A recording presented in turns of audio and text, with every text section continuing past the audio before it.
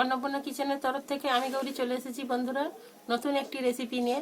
তো বন্ধুরা আজকে বানাবো সার কচু।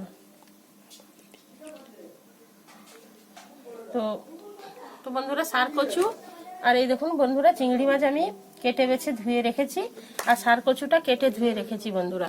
তো আমি সার কচু দিয়ে চিংড়ি মাছের একটা ঘন্ট রান্না করব। তো বন্ধুরা সার কচুটা বন্ধুরা আমি সেদ্ধ করে নেব, তো আপনারা দেখতে থাকুন বন্ধুরা। বন্ধুরা আমি সার কচুটা দিয়ে দিয়েছি, তো আমি এখন চাপা লাগিয়ে সেদ্ধ করে নেব বন্ধুরা।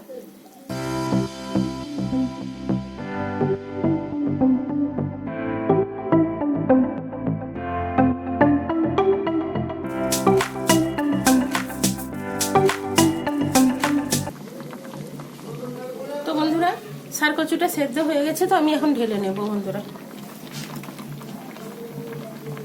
বন্ধুরা কড়াইতে তেল দিয়ে দিয়েছি, তো আমি বন্ধুরা এখন চিংড়ি মাছগুলো আমি ভেজে নিচ্ছি।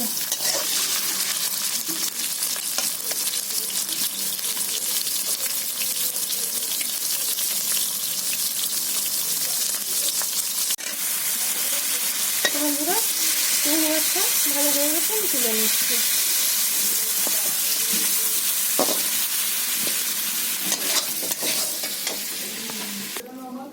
তো বন্ধুরা মাছ ভাজা ওই তেলের মধ্যে আমি কালো জিরে দিয়ে দিচ্ছি বন্ধুরা।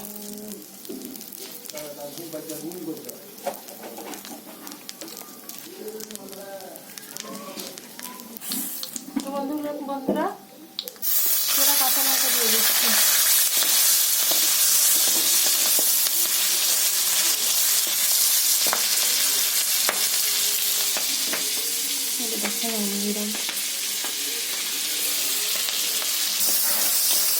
তো বন্ধুরা আমি কালো জিরা কাঁচা লঙ্কা দিয়েছিলাম, তারপরে পেঁয়াজ দিয়েছি এবং আদা এবং জিরে বেটে রেখেছিলাম ওটা দিয়ে দিয়েছি বন্ধুরা।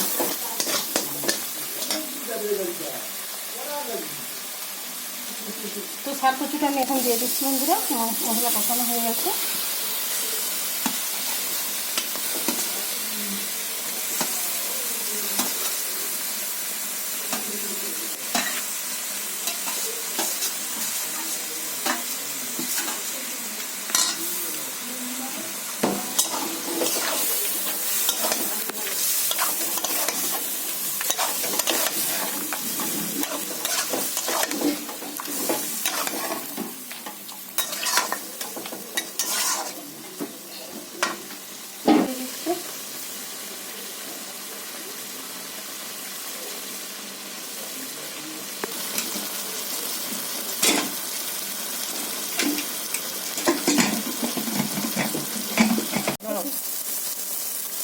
একটু স্বাদ মতো একটু চিনি দিয়ে দিলাম বন্ধুরা।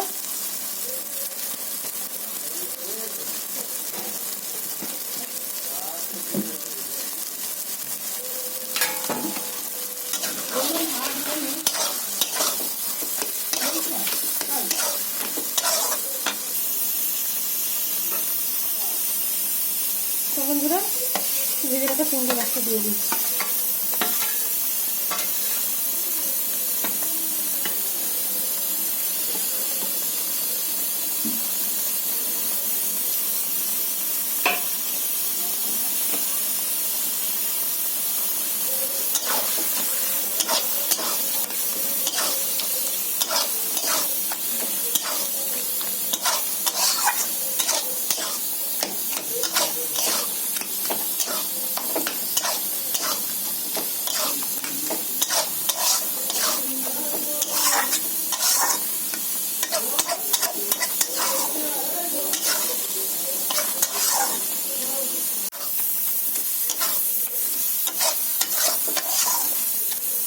তো বন্ধুরা সার কচুর ঘন্টটা আমার হয়ে গেছে, আমি এখন ঢেলে নেব।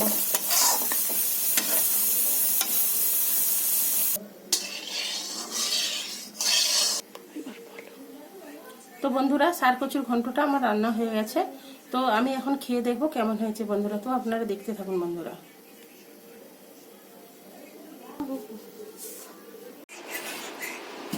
তো বন্ধুরা আমি একটু সার কচুর ঘন্ট নিয়ে খেয়ে দেখছি কেমন হয়েছে।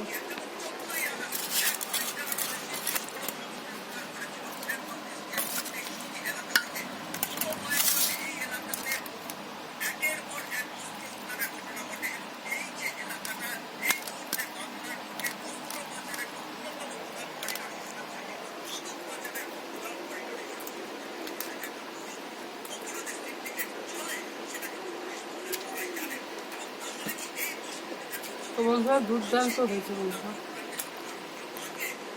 আপনারা এইভাবে বাড়িতে বানিয়ে খেতে পারেন, সত্যি খুবই ভালো হয়। তো বন্ধুরা বেশি বেশি করে লাইক কমেন্ট শেয়ার করবেন, এবং বন্ধুরা প্লিজ আমার চ্যানেলটিকে সাবস্ক্রাইব করুন, আমার পাশে থাকুন এবং আমাকে সাপোর্ট করুন বন্ধুরা। দুর্দান্ত হয়েছে ঘন্টটা, এটা দিয়ে খাওয়া হয়েছে বন্ধুরা, জাস্ট আর অন্য কিছুই লাগবে না বন্ধুরা। তো ধৈর্য ধরে ভিডিওটা দেখার জন্য অনুরোধ থাকলো। ধন্যবাদ।